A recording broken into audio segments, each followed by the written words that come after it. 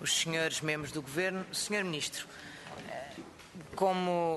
agradecendo-lhe aqui a exposição que nos deixou, o objetivo destas audições é podermos perceber como corre o caminho que o Governo vai preconizando e que tem como objetivo cumprir os objetivos que os senhores aqui nos vão deixando, passando a redundância. E, portanto, o nosso objetivo é perceber como é que esse caminho decorre face à realidade com um objetivo final, para que fique claro, e já lhe dei esta nota antes e faço questão de a dizer, porque há aqui uma lógica de coerência, que é, a nós importa-nos perceber o que é melhor para os portugueses e o que é que vai resultar na medida do caminho que os senhores dizem que resultará. O que foi, ainda por forma mais especial, a conjuntura deste governo, o governo do Partido Socialista, do Bloco de Esquerda, do PCP e do PEV, que é a ideia de que há uma mudança, há um tempo novo e que os senhores dispõem de todas as soluções para resolver todos os problemas. E, portanto, também, considerando tudo aquilo que nos disse, há algumas questões que tenho que lhe colocar, nomeadamente relativamente, para começar, à questão do emprego. Nós ouvimos durante a campanha eleitoral e temos continuado a ouvir que a solução para o emprego é, em primeira análise, emprego, emprego, emprego. Era, aliás, o que diziam os cartazes e ainda no último debate quinzenal foi repetida a exaustão, como se isso em si mesmo encerrasse algum tipo de solução. Senhor Ministro, no primeiro trimestre deste ano a distribuição líquida de emprego foi superior à previsão da criação de emprego para todo o ano de 2016. Eu volto a explicar.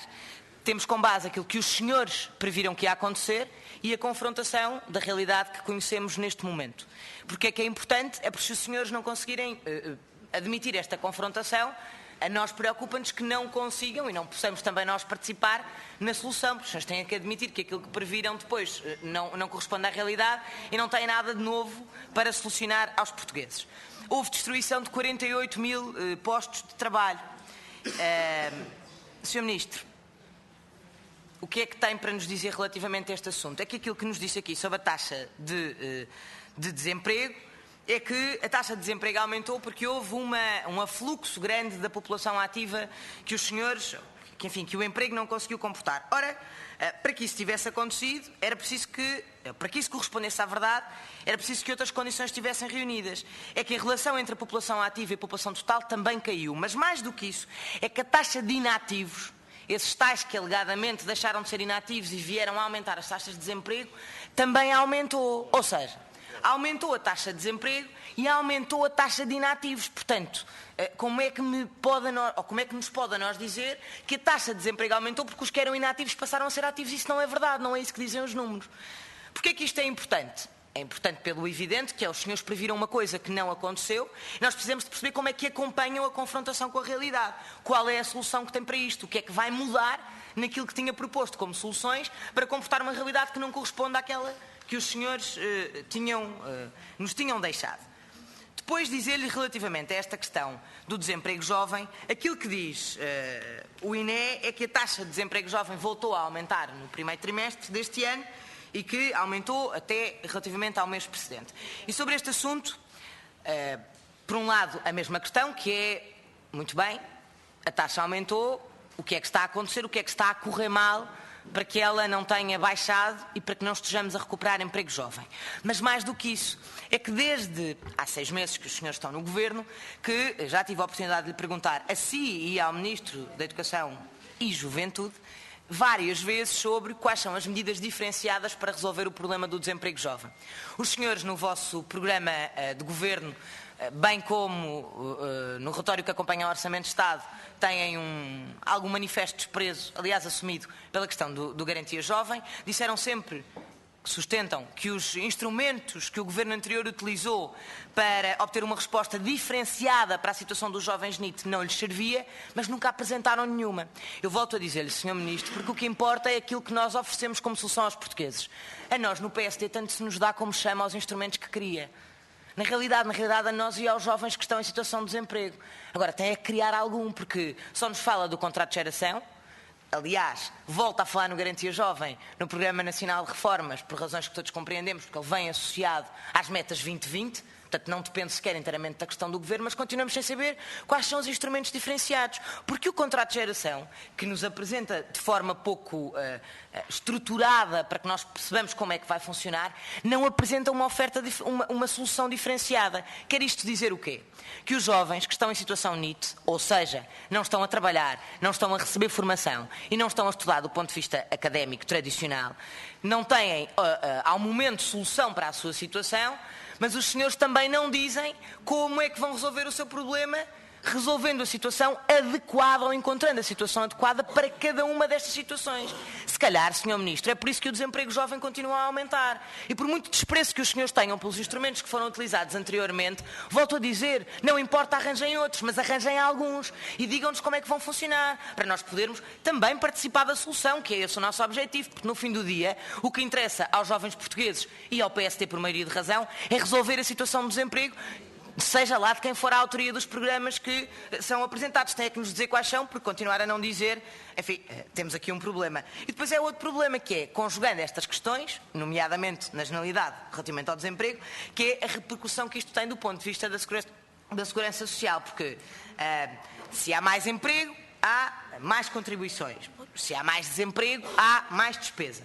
O Sr. Ministro dizia-nos, e eu queria de facto que nos esclarecesse, de forma tão compreensível quando pudesse, chamava-nos a atenção para que o crescimento das contribuições estava abaixo daquilo que os senhores tinham previsto. Ora, se a receita, essa mesma receita está abaixo, se aumenta o desemprego acima do que os senhores tinham previsto, têm demasiada despesa para as receitas que estão a conseguir, não só as que tinham previsto, como aquelas que efetivamente estão a conseguir arrecadar. A pergunta é, devem os portugueses estar preocupados, por exemplo, com os subsídios de desemprego que têm que receber?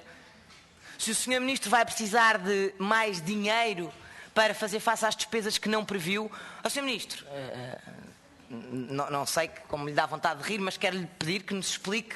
Eu tenho certo que o Sr. Ministro tem muita experiência, já teve muitos anos de muitas governações. Foi Ministro do Trabalho, Ministro da Economia, enfim. Agora, há de convir que as minhas preocupações são tão legítimas quanto as suas.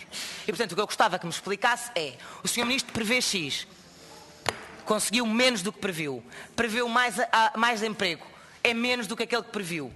Há aqui uma equação simples, que é como é que a vai resolver. Não me parece assim tão descabida a pergunta. Mas, Sr. Ministro, se lhe parece assim, com certeza que aos portugueses não parece. Portanto, se fizer a bondade de nos poder responder e explicar, nós agradecíamos encarecidamente. Depois há uma outra questão que gostava de lhe colocar, que é esta. O Sr. Ministro, nós todos observámos os números da Direção-Geral da Administração e do Emprego Público relativamente à questão da precariedade. Já ontem esse assunto foi ligeiramente tocado, mas eu gostava de lhe perguntar a si, que tem a ver com este aumento dos contratos a termo, que aumentou 6,4% em termos homólogos, o que é uma subida, é maior em pelo menos 4 anos. Sr. Ministro, no debate do dia 23 de março, por marcação do Partido Comunista Português, relativamente à questão da precariedade, nomeadamente na administração pública, Vossa Excelência dizia que o Governo assumia o combate à segmentação e à precariedade como elementos prioritários da sua estratégia. Esta é uma batalha que temos que ganhar, dizia o Sr. Ministro. Mais, dizia o deputado do Bloco de Esquerda, parte do Governo que hoje governa Portugal, que isto tinha sido uma escolha. A precariedade tinha sido uma escolha do Governo anterior. Está escrito, está dito no debate, com certeza poderá consultar a ata do dia 23. A mesma coisa foi dita reiteradamente. Sr. Ministro, então explique-me lá, agora não é uma escolha? Agora é uma fatalidade?